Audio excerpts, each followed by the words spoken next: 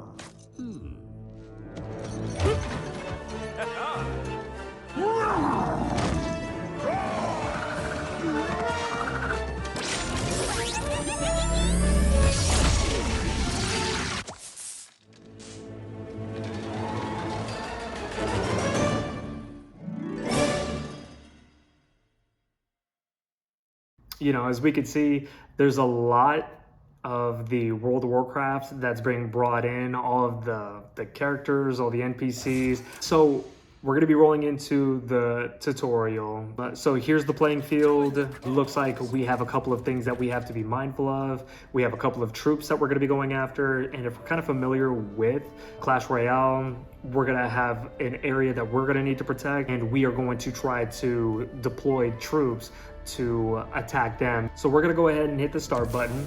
So now we've started, and it looks like our pilot is going to give us a little bit of information of what we should be doing.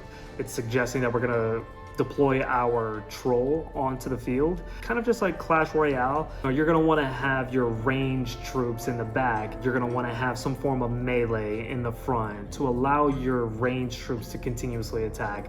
So I'm going to drop this. We are underway. So I now have a null. Wow, troll just took out that griffin in one shot. And it looks like our null is attacking our crossbow, and no big deal. It looks like our griffin took care of that with no issue. Our troll is currently going after the boss, and it looks like we can pause, and we can kind of have a better idea of what's going to be going on inside of the field. Here you could select on different characters, but essentially, yeah, our griffin wasn't being attacked by the null. So obviously on the left-hand lane, we have a very strong push going down the left-hand lane. We have our melee troop with our ranged troops in the back, and it looks like on the right-hand side, we're kind of mimicking the left-hand side. And now here we are going after, I believe, Padfoot? And just like that, we have our victory. Time for some XP shards. It looks like after every single match, you're going to be getting some XP shards. And the XP shards are going to be going over to your overall cards to increase their strength. Their health pool is going to get larger. So, just like in any of these games where you're developing and leveling cards or your troops, the higher the level, the better they're going to be. Not bad so far. And it looks like we are about to enter the main screen of Warcraft Rumble. Win battles to make daily progress. So it looks like at the very bottom, the more wins we get, we're going to be accumulating towards these rewards. We have a crown, we have a couple of tomes. So because we defeated Padfoot, we're going to be making progress to these rewards. Go ahead and keep on rolling. So obviously, we're not going to have much say in the tutorial. It's going to obviously tell us where to go, kind of introducing us to the game. So obviously, it looks like we're going to our quest, and we're going to have Goldtooth. And, anybody who's familiar with the World of Warcraft area, Goldtooth, Elwyn Forest, he's a very common NPC. We're going to go ahead and dive on in and see where this takes us. So all I'm essentially going to be doing is hopefully I'm going to be providing a little bit of insight, a little bit of gameplay of what each one of these quests looks like and what works and what doesn't work. One of the things that I like to typically do is before we get into any of the match, I like to take a look at the overall map and identify some of the things that I'm going to be encountering. For instance, I'll see that we have some chickens. So as we're moving forward, we'll also be able to see that we have, like if we click on the eye, we could see that we have angry chickens. They have a little picture to display exactly what they kind of look like. Some of the attributes, they're melee, they're squad, weak against area damage. There's also a guard tower. We also have gold that we'll be accumulating. And obviously we'll have gold tooth at the very top. So, you know, we'll go ahead and get right into it. We also have our barracks that we're gonna have to protect. It looks like Pilot says melee plus range combo will help capture the towers and deploy minis closer to Gold Tooth. So it looks like once you capture one of the towers, you can now use that as an area to deploy troops. So you won't have to keep on deploying them right at the very beginning.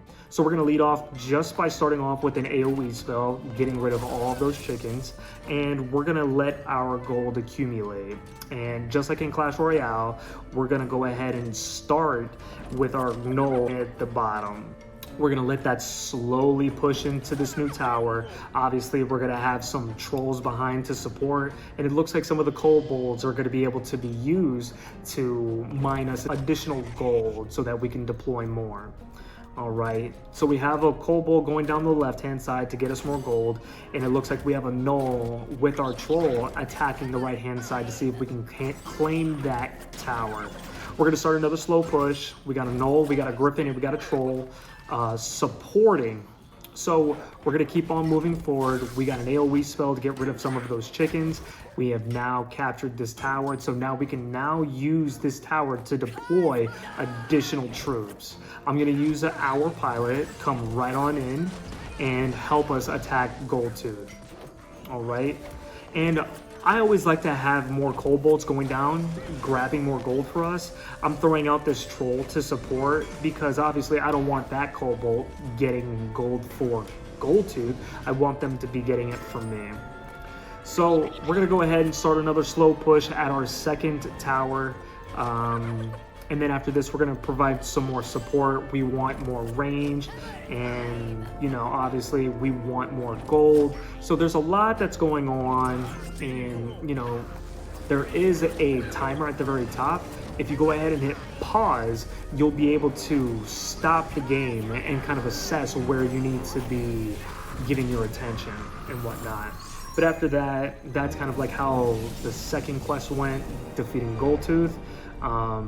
Obviously, it looks like our Chain Lightning has gotten some XP shards.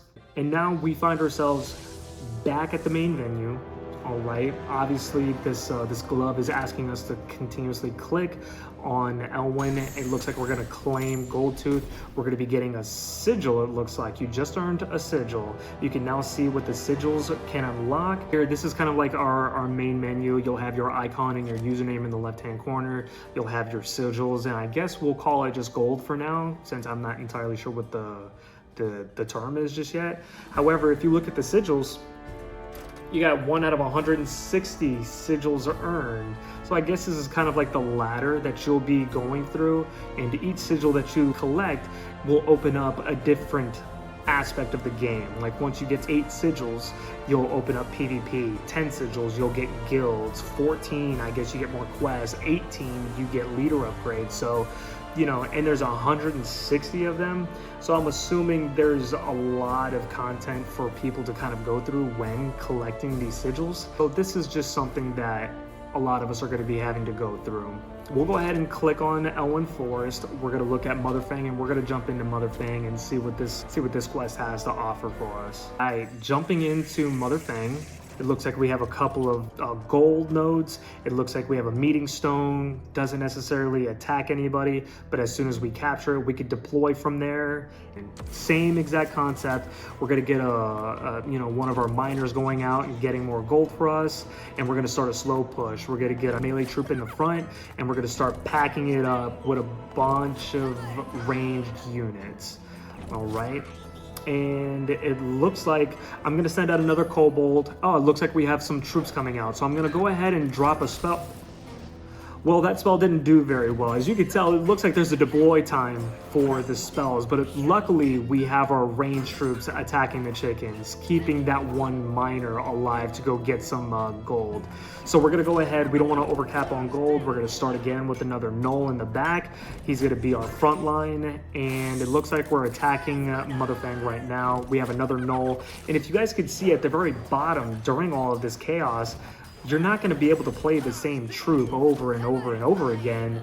They cycle, just like in Clash Royale. You have to cycle your cards in order to get back to the other ones. So here we are attacking, putting out another spell. We landed that spell to get all those troops, and sure enough, Motherfang, she's gone. Our troops killed him. And it looks like our gnoll got 3 shards of XP. I don't know exactly how they determine which card gets combat XP. Sometimes it's the Griffin, sometimes it's the gnoll, sometimes it's the pilot. I don't know exactly how they determine it. Looks like we've earned the crown. Let's go ahead and claim, and it looks like we get our first leader. We have Ren Blackhand. We also have Tyrion, Garrosh, Hellscream. And I guess these are going to be like our champions, our leaders that are essentially going to be like the stronger of the group. And when selecting these guys, you can go ahead and hit the icon, and that will essentially show you a little display of some of the things that they have in their kit. But as you can see here, you have a little image of what it looks like, how much the cost is leader is going to be. It looks like this one's going to be 6 gold to deploy. Here you're going to see the leader abilities, the traits, and you're going to be able to see their stats. You'll be able to see how much damage they do, how much health they have, how fast they are, all of that fun stuff.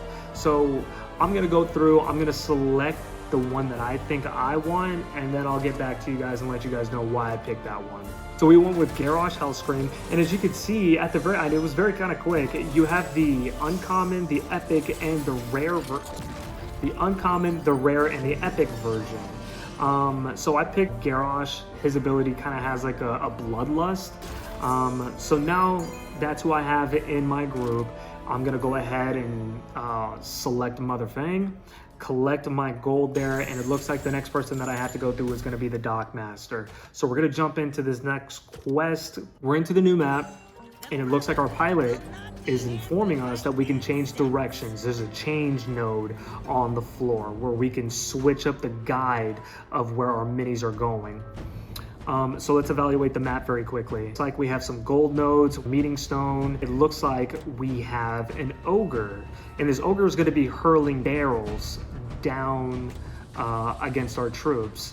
So we have the switch node, we have to defend. Let's go ahead and get started. Looking at our hand, I'm gonna go ahead and get a gnoll going in the bottom left-hand lane, slow push. Look at this, beautiful. We have our spell, time that correctly so that we capture all of them. And we're gonna go ahead and get Garrosh on, and we're gonna see what kind of abilities he has. As you can see, our gnoll is getting a little bit faster. We're gonna change the switch so that we can, well, we were going to try to avoid the ogre tossing the barrel, but it looks like we didn't do that well. So let's start a slow push on the right-hand lane. It looks like we have a gnoll and a kobold coming down the right-hand lane from the enemy. And let's go ahead, get a tank, get some range behind it. And I'm actually gonna pause. I wanna see, oh, it looks like we have some bandits. So we have some bandits coming down the left-hand lane. Obviously, we don't want them getting close to our base. So I'm gonna start to deploy on the left-hand side to play a little bit of defense. I'm gonna have another kobold. I think Garrosh plus a troll should be able to take out these 2 bandits with no problem. And just like that, they took them out with no issue. It looks like I have more chickens. I'm gonna go ahead and use that chain lightning. Perfect.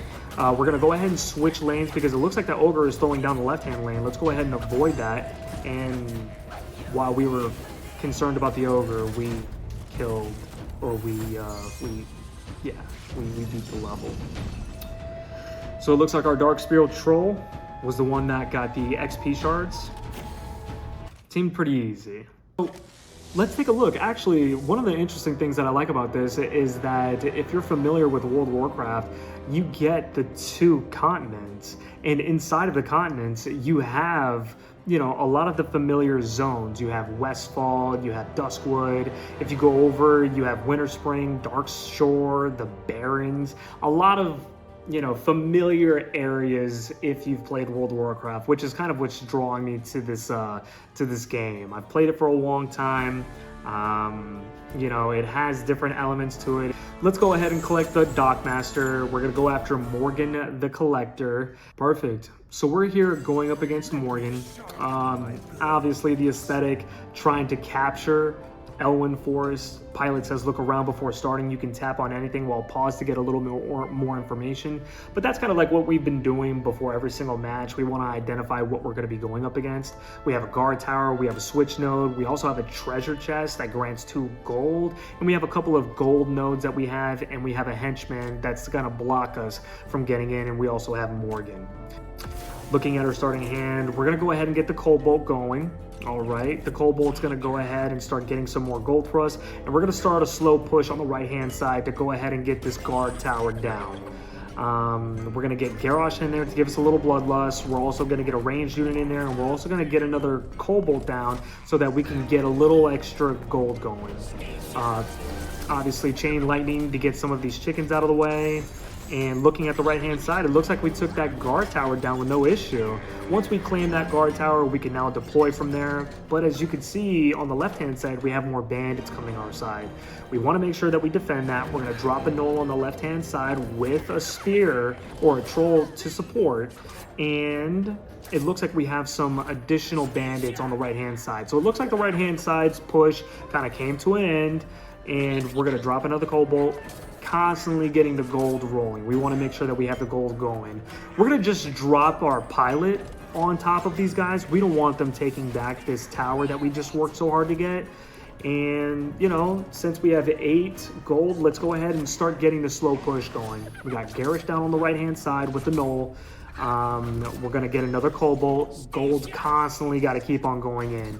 We're going to drop a pilot right on top of Morgan, and this should be enough to take out Morgan. And just like that, victory is ours. 3 shards going to our Griffin Rider.